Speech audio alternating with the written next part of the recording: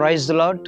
ఈ ఉదయకాల సమయంలో దేవుని యొక్క వాగ్దానం ద్వారా దేవుడు మనతో మాట్లాడుతున్న అనేక అంశాలు మరి ప్రతినిత్యము మనం ఎంతగానో జ్ఞాపకం చేసుకుంటూ ఉన్నాం. మరి ఉదయకాల సమయంలో దేవుడు ఆయన నమ్మదగిన వాడు, ఆయన మనకు సహాయకుడై ఉన్నాడు. ఈ లోక సంబంధమైన అనేక విషయాల్లో కొంతమంది వ్యక్తులను మనం నమ్ముతూ వారి సహాయం కొరకు వారు మన పట్ల ఎన్నో కార్యాలు చేస్తారని మనం నమ్ముతూ ఉంటాం. అలాగే వారిని నమ్మిక ఉంచుకుంటుంటాం, వారి యొక్క అధికారాన్ని బట్టి, వారి యొక్క బలాన్ని బట్టి, లేకపోతే వాళ్ళ శక్తిని బట్టి. కానీ దేవుని యొక్క వాక్యంలో సెలవిస్తున్నట్లుగా చాలాసార్లు ఇట్లా మనం ఎంతోమంది దగ్గర మోసపోతూ ఉంటాం. కానీ మనుషులు వారు నమ్మదగిన వారుగా మన కంటికి కనబడుతుంటారు, కానీ ఆపత్కాలంలో ఎవరు కూడా మనకి సహాయం చేయలేని వారుగా ఉన్నారు. ఈ లోకంలో చాలామంది మరి మనుషులు అధికారం లేని వారిని కూడా నమ్మినప్పుడు వారి అధికార బలం ఎప్పుడు మాయమైపోతుందో తెలియదు. అదే రీతిగా మరి బైబిల్ గ్రంథంలో కూడా రాజైన సౌలు మరి చాలా బలమైన వ్యక్తిగా దేవుని ద్వారానే ఎన్నుకోబడ్డాడు. కానీ ఆయన మధ్యంతరంగా దేవుడు తన శక్తిని తీసేసుకున్నాడు.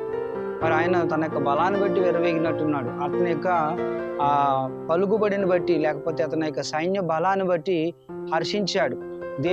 దైవ సేవకుడిని దేవుణ్ణి లెక్క చేయకుండా తను జీవించిన సమయంలో దేవుడు తన ఆత్మను తొలగించి దావీదు ఆత్మలో పెట్టినట్లుగా బైబిల్ గ్రంథంలో రాయబడింది.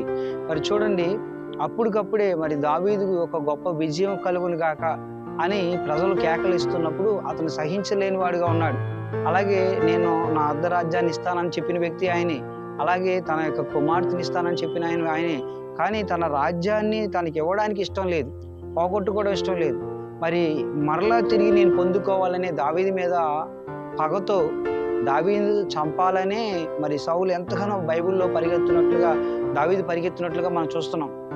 ఎందుకంటే పరిశుద్ధుడైన వ్యక్తి అతన్ని చంపకూడదు, మరి ఒకరికొకరు తన్నుకోకూడదు అన్న ఉద్దేశంతో ఈ మాటలన్నింటినీ జ్ఞాపకం చేస్తున్నాం. మరి ఈ మాటలన్నింటినీ జ్ఞాపకం చేస్తుండగా కీర్తన గ్రంథము 118వ కీర్తన మనం జ్ఞాపకం చేసుకుంటే అందులో 8వ వచనము 9వ వచనం చూస్తే, మనుషులను నమ్ముకున్నటి కంటే యెహోవాను ఆశ్రయించుట మేలు, రాజులు నమ్ముకున్నటి కంటే యెహోవాను ఆశ్రయించుట మేలు అని 2 వచనాల్లో చెప్తా ఉన్నాడు.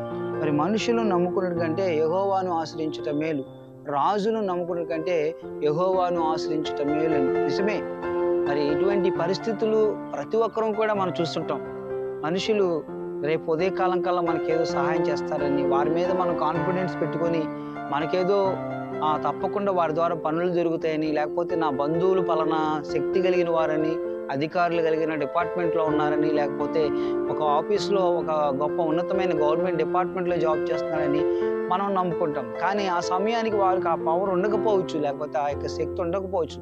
కానీ దేవునికి వాక్యం సెలవిస్తుందంటే మనుషులను నమ్మొద్దు, యెహోవాను ఆశ్రయించుట మేలు అంటున్నాడు. అలాగే రాజులను నమ్మొద్దు, యెహోవాను ఆశ్రయించుట మేలు అంటున్నాడు. మరి ఇక్కడ దావీదు కూడా యెహోవాను ఆశ్రయించున్నాడు. మరలా ప్రత్యేకంగా ఈ కీర్తనలో కూడా ప్రభువైన యేసుక్రీస్తు కూడా నా తండ్రి చిత్తాన్ని నెరవేర్చడానికి ఈ లోకానికి నేను వచ్చాను, మనుషుల చిత్తం కాదు కానీ మా తండ్రి యొక్క ఆ శక్తి మీద నేను ఆనుకుని ఉన్నాను. అట్లాగే తన కుమారుడైన నాకు దేవుడు తన అధికారాన్ని అప్పగించున్నాడు కాబట్టి తన యావదంతటిని కూడా నాకు సాధ్యమైనంత వరకు కూడా ఆయన చెప్పిన పనిని నేను నెరవేరుస్తాను అన్నాడు. అందుకు పస్కా పండుగ దినాన శిష్యులతో కలిసి ఆయన మాట్లాడుతున్న ఈ మాటలన్నీ కూడా మనం చూస్తే దేవుడు తాను ఉద్దేశించిన ఉద్దేశంలో కూడా ఆయన కృప నిరంతరము నిలిచును అని ఈ యొక్క కీర్తన అంతట్లో కూడా రాయబడి ఉంది. మరి దేవుని యొక్క కృప నిరంతరం కూడా నిలిచి ఉంది.